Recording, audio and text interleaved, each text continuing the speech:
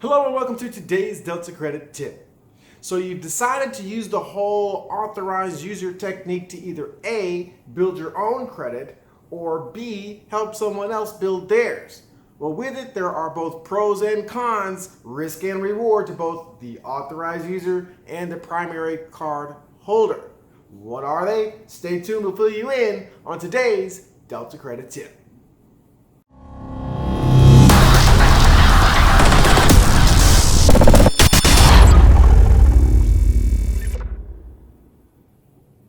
Hello and welcome back to today's Delta Credit tip. So you've decided you want to either A, become an authorized user, or B, allow someone to be an authorized user on your credit report. So today what we're going to do is we're going to talk about the pros and cons, some of the risks and rewards that both the authorized user and the primary card holder may have in kind of a situation. Hopefully you'll find the information helpful. If so, give us that thumbs up. Don't forget to subscribe below, hit the bell so that every Thursday as we come out with more information about you and your credit restoration process, you get it right out of the gate and you can use it at your disposal, right? Most importantly, share the information. This is why we have the whole channel, so that people can inform themselves, inform their friends and family, and make a choice to make a change here at Delta. So let's talk about this whole authorized user situation, right? So first off, let's distinguish the difference between an authorized user and a cosigner, okay? And the difference is that an authorized user is someone who's being placed on someone else's account. Their credit doesn't matter one way or the other. In a cosigner or a co-borrower situation, both owners of the account's credit was used in establishing that line of credit. They are both equally responsible for the debt and the debt or the line of credit, and they are both their credit both determines the terms and agreement and the limits and all that stuff of that account. Okay, so let's talk about really the benefits that an authorized user will have in being attached to your account. Okay, first off, they get access to your account.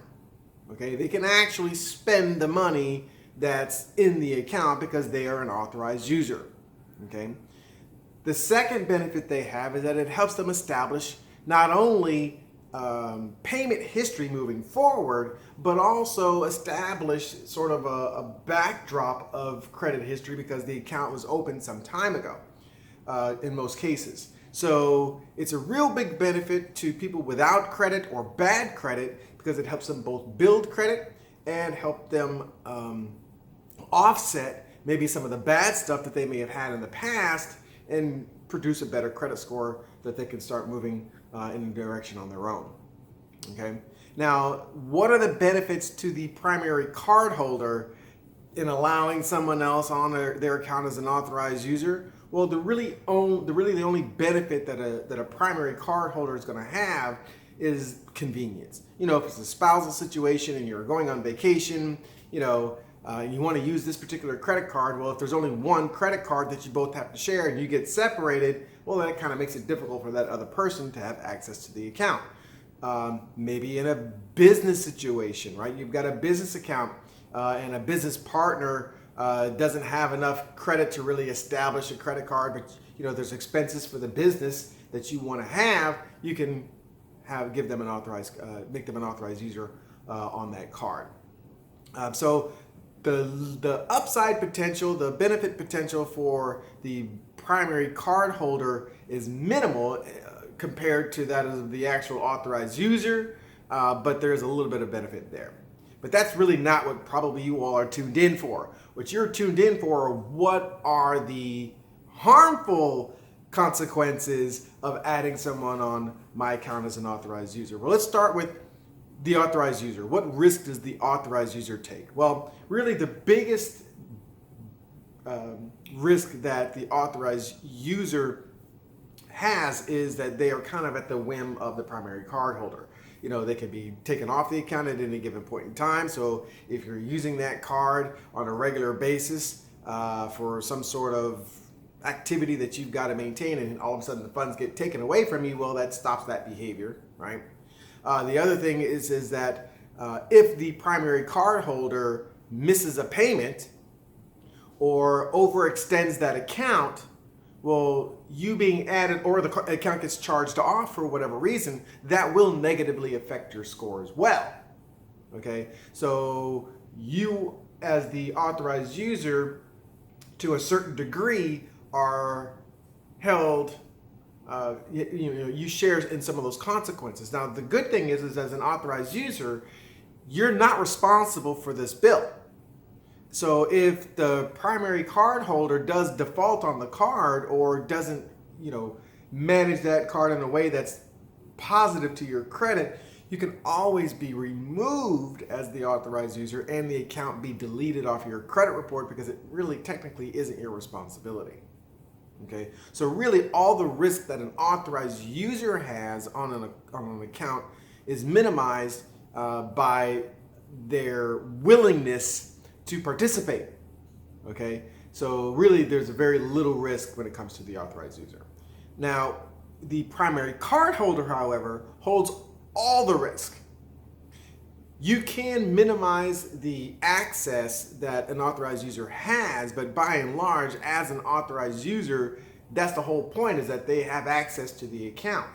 Okay, and as such, you are now victim to whatever behaviors they exhibit on that card. So if they actually get a card, right, if you allow them to actually get a physical card and they go out and they run up the bill, well, again, as the authorized user, they're not responsible for the bill, you are.